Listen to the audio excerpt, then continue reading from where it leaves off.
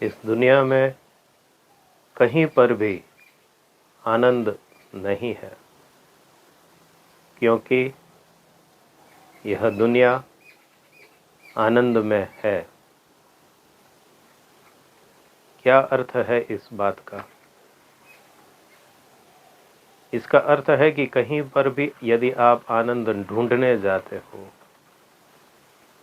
कोई समय, कोई भी परिस्थिति या व्यक्ति या पदार्थ में आपको आनंद मिलेगा ही नहीं। यह इसीलिए नहीं मिलेगा क्योंकि सर्वत्र सर्वदा आनंद ही आनंद है, और वह आपको नहीं मिलता है, दिखता नहीं है। इसीलिए तो आप ढूंढने की कोशिश करते हो, और इसीलिए आपको कभी वह आनंद नहीं मिलेगा, दुख ही दुख मिलेगा। और इसीलिए कहते हैं कि इस दुनिया में कहीं पर भी आनंद नहीं है। यदि आप हर जगह हर परिस्थिति में सहज आनंद की अनुभूति करते हो तो आनंद ही आनंद है। लेकिन यदि ऐसा नहीं है और आपके कोई मकसद है, मंसूबे है, जिसके पीछे आप दौड़ते हो, कुछ प्राप्त करने की चाहना है, फिर आपको कभी आनंद मिल ही नहीं सकता है। फिर चाहे आप आनंद स्त्री पुरुष में ढूंढे, बाल बच्चों में ढूंढे, व्यापार व्यवसाय में ढूंढे, ज्ञान अर्जित करने में ढूंढे, सत्ता संपत्ति में ढूंढे,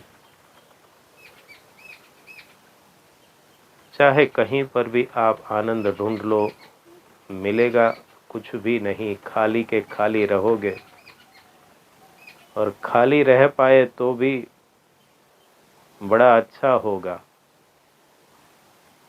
क्योंकि कांटे ही कांटे हाथ में आएंगे। जितनी सुख की चाहना आप इस दुनिया में करोगे, दुख ही दुख आएगा।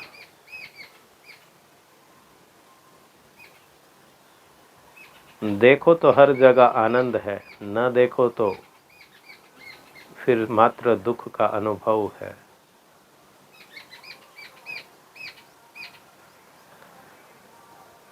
हम आनंद की चाह में ऐसे आगे बढ़ते हैं जैसे काल कोठरी में है और दीपक की चाह हो, कुछ दिख जाए, कुछ प्रकाश आ जाए। लेकिन इस काल कोठरी के बाहर सूरज ने अपने किरणों को चारों तरफ बिछाया है, प्रकाश ही प्रकाश है। ये काल कोठरी हमने अपने मन से निर्मित की है, वास्तविक नहीं है। और फिर इस काल कोठरी में रहकर हम दीपक से प्रकाश की चाह करते हैं। थोड़ा सा मिल जाए कुछ, थोड़ा सा कुछ दिख जाए, थोड़ी बूंदे तो बूंदे सही उस प्रकाश की, उस आनंद की मिल जाए। ठीक ऐसे ही जैसे मछली पानी के लिए तरस जाए। मछली पानी को ढूंढती है हर जगह, हर परिस्थिति, हर पदार्थ में, जानती नहीं कि वह समुद्र में ही है, पानी में ही है। पानी में ही उसका जन्म हुआ, विकास हुआ, पानी में ही वह विलीन हो जाएगी, पानी ही वह है। और फिर भी खोज पानी की है। इस पानी को पाने में कभी वो पा नहीं सकती है, मिल नहीं सकता है उसको। यदि ज्ञान दृष्टि खुल जाए तो पानी ही पानी है, अन्यथा कभी उसको पानी मिलेगा नहीं। फूलों को हम लेने जाते हैं, कांटे ही कांटे आते हैं हाथ में।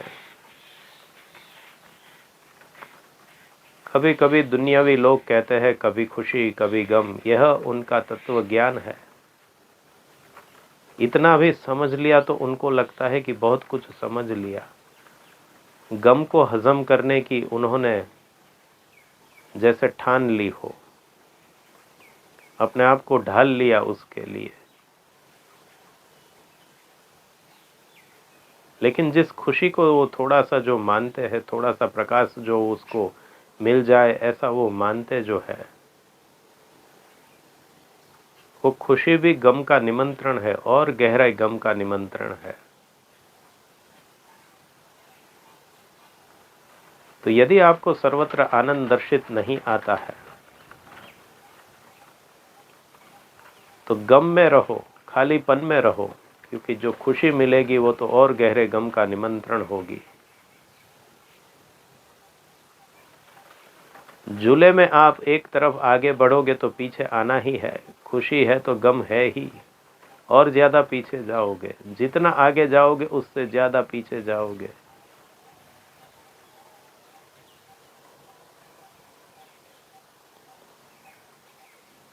जितना आप आनंद प्राप्त करने की कोशिश करते हो उतना आपको प्रयत्न करना पड़ेगा, मेहनत करनी पड़ेगी, असहज होना पड़ेगा। वास्तविक सहज आनंद से आप दूर जाते जाओगे। प्राप्त करने में दिक्कत है, फिर उसको टिकाए रखने में दिक्कत है। भय है कि कहीं यह परिस्थिति जो निर्मित की है, जो आनंददायी ही है, वो चली न जाए। लेकिन कितना भी कर लो, आपके हृदय को भी मालूम है कि सर्वत्र परिवर्तनशील है। वह स्थिति कभी न कभी तो जाने वाली है ही। और परिस्थिति बाह्य रूप से बदले या न बदले, आपका मन भी बदलता है। आपका मन उस परिस्थिति से ऊब जाएगा। आपका मन जो उस परिस्थिति में आनंद प्राप्त कर रहा था, थोड़े क्षणों के बाद वह आनंद उसको फिर मिलता नहीं है।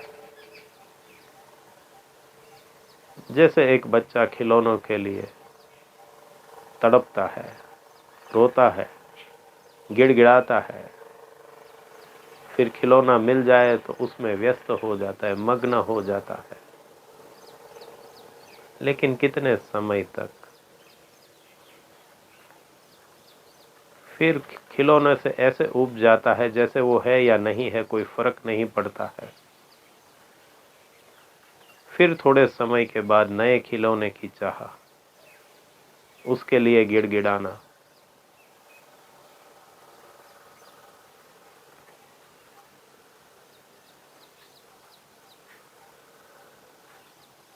तो या तो बाह्य परिस्थिति बदल सकती है या तो अंतर परिस्थिति बदल जाएगी। जिसको हमने आनंद की स्थिति माना था वो स्थिति है ही नहीं, कुछ स्थायित्व है ही नहीं।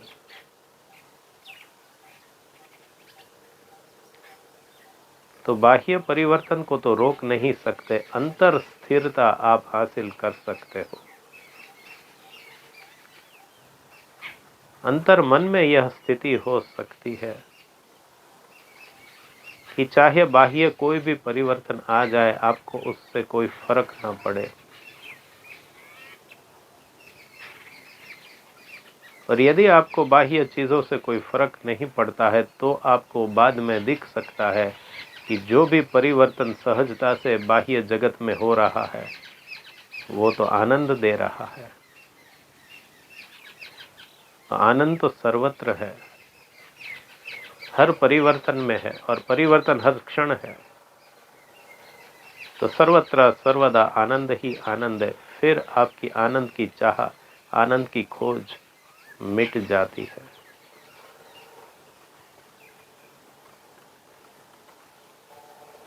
यदि इस परिवर्तनशील जगत में आनंद की खोज करोगे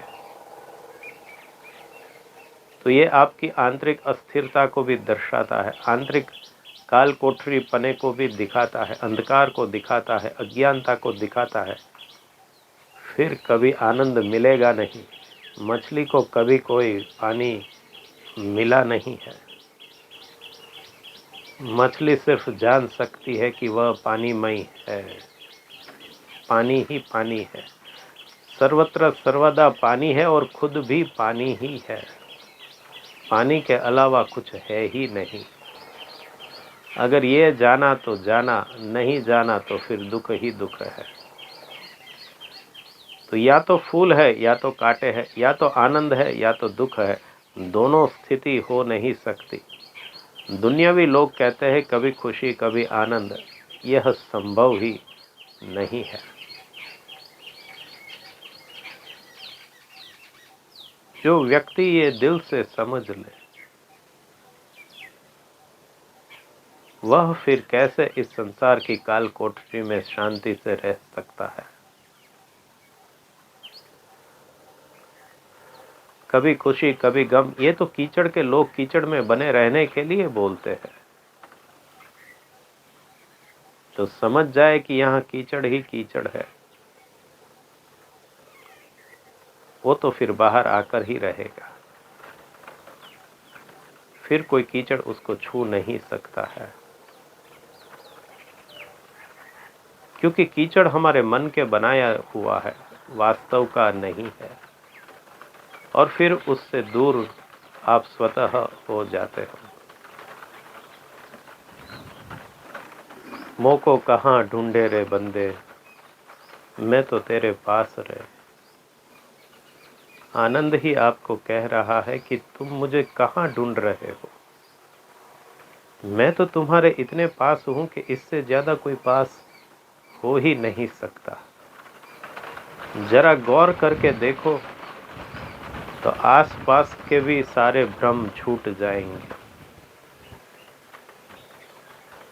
सब कुछ एक हो जाएगा, सब कुछ आनंदमय हो जाएगा। तो बंदे अपने अस्तित्व को छोड़ दे, क्योंकि जो आनंद की खोज में है, जो तेरे अंदर खोजी है, वही दुख है, और खोजी तू नहीं तो और कौन है। तो क्या तुम तुम्हारा अपनापना छोड़ सकते हो? खाई में छलांग लगा सकते हो तो फिर आनंद ही आनंद है, और अन्यथा कभी भी आनंद मिलेगा नहीं। जो अपने अस्तित्व को छोड़कर सृष्टिमय बन सकता है, वही इस आनंद को समझ सकता है। तो या तो सर्वत्र सर्वदा आनंद है, या तो कभी भी कोई आनंद है नहीं। इस दुनिया में जिसने आनंद को ढूंढा है, और सब वही ढूंढ रहे हैं, और सिर्फ दुख ही दुख प्राप्त कर रहे हैं। तो इस आनंद को ढूंढो नहीं, इस आनंद को महसूस करो। आनंद ही आनंद है।